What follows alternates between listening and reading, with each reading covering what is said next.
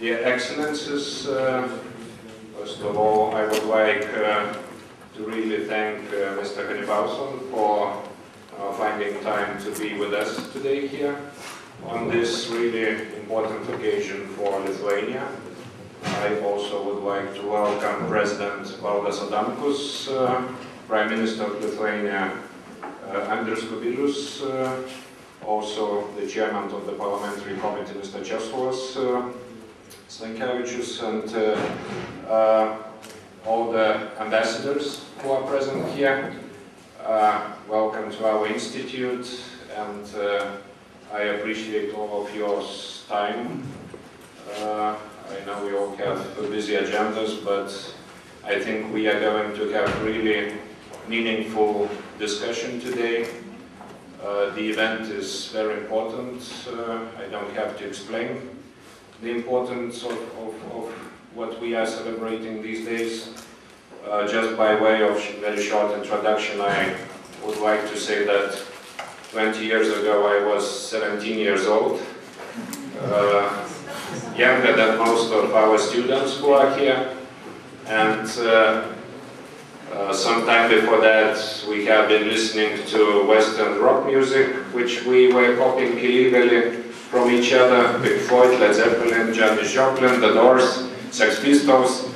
And then suddenly in '88, around that time, we had this great feeling, I can say, that something was happening and we had to be there and we had to be part of it.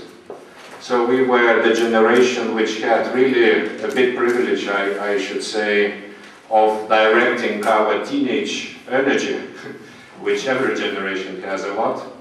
And a lot of this energy went into the action on the streets, participating in the rock concerts that we had during these years, 88, 89, 90. All of them had a lot of political meaning to us. We had our homemade national Lithuanian flags. We were going to Latvia, to Estonia to celebrate their own Independence Days. And these were really very exciting times when, in addition to having beer or wine and parties during the weekends with friends, we had something more to do. And later I understood that this was very much partly due to our collective memory, which we had at home from our parents, from grandparents, about how it was when Lithuania was independent. And this shows that there was a lot of energy in all families. And for your generation, and here I address our students, and I'm glad that you are present here, you have another opportunity. You have an opportunity to reflect on what happened 20 years ago.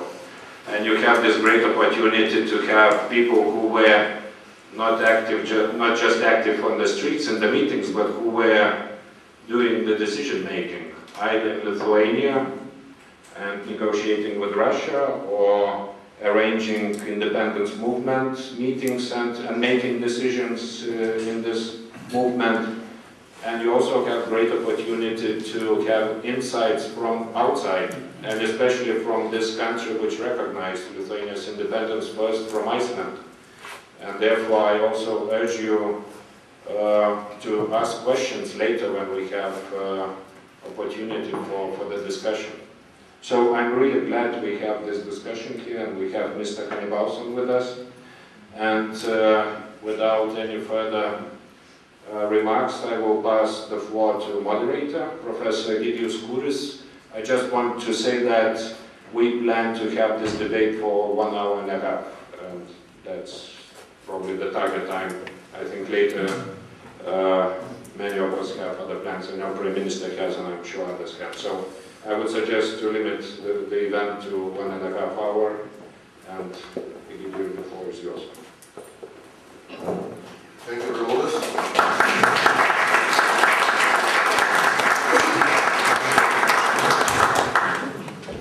Good afternoon, everybody. May I say afternoon, although there is some inadequacy in the Lithuanian and English text announcing about today's event. The Lithuanian text says that today we have the, sorry, I will say it in Lithuanian, prisiminimų popietė, which means afternoon of reminiscences, but in the English text it says the evening of reminiscences, so I now understand that what Ramona just said about an hour and a half is flexible, because the hint about evening means that if the discussion is very good, the Prime Minister will have to postpone the meetings in the government elsewhere. And I believe that Mr. Jan Balsam doesn't have his plan for tonight, maybe later. Thank you very much. I'm really privileged to be here and to moderate this discussion. Actually, the discussion hasn't started yet, but we have so prominent speakers that probably the discussion will be not limited to that, an hour and a half, or at least I expect, I hope that I will have to stop questions at some moment, at some point in time, because I hope that there will be more questions than we have time. And that's always a good feature of any discussion. There is no need for me to introduce Jan Balsam, probably, in Vilnius, in the city of which he is an honorary citizen. And Vilnius is such a capital city which doesn't have many honorary citizens. I recall Ronald Reagan and Jan Balsam, maybe a couple of others, that's it. So, definitely not in this city there is a need to introduce him at length. I may just say one thing which really makes him a very important person for Lithuania, and I will repeat it because everybody knows it, that Jan Balsam was a foreign minister of Iceland at that time when Lithuania got its first official recognition in January 1991. And that is something which really makes Iceland a very special nation for Lithuania. We have a tiny street in the very center of Vilnius called the Iceland Street, Islandios-Gatvė. I believe it had to be bigger, but probably those who decided to name the street under Iceland thought of the size and the number of population of the country, but not of the importance of the country for Lithuania. And of course, Mr. Balsam is probably the first man whom, if you ask anybody in the street of Vilnius, just name one most prominent Icelander whom you know. Probably many of them will name Jan Balsam. So, oh yeah, I have another reproach for Ramonas. When he was mentioning all these rock groups from the 90s, he didn't mention a single Icelandic group. So the list is not exclusive. Okay. But there's time for me to stop, so the floor is yours. Thank you.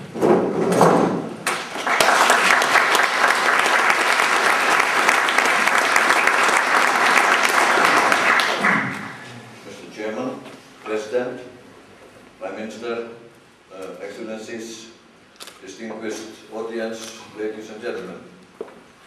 Thank you very much for this invitation and congratulations on March the 11th. The subject of my talk here is to try to answer a few questions. The first one being this: why did my country, Iceland, get involved in the Baltic nation's struggle for the restoration of independence in the years 89-91? Well, apart from the purely personal factor, which I may have a few words on later, there are a few rational explanations that can be brought forward if we put things into a proper context. Don't forget that the Molotov-Ribbentrop Pact also had wide-ranging effects for the fate of the Nordic countries, to which my country belongs, as well as for the rest of the world. This infamous pact was the signal that set off the Second World War. It sealed the division of Central and Eastern Europe into spheres of influence between the dictators Hitler and Stalin. Not only was Poland wiped off the map again, but the three Baltic states were, each and every one, invaded, occupied, and annexed into the Soviet Empire. And this had wider still repercussions. The Red Army invaded Finland, one of the Nordic countries, after heroic resistance left alone to their fate by the international community, and overwhelmingly outnumbered. The Finns were forced to surrender a part of their country to the Soviets and to pay heavy war reparations to Moscow. This was incidentally a remarkable case of international justice. If you resist your attacker, it is deemed appropriate that you pay him indemnities. The point I'm trying to make is the following one.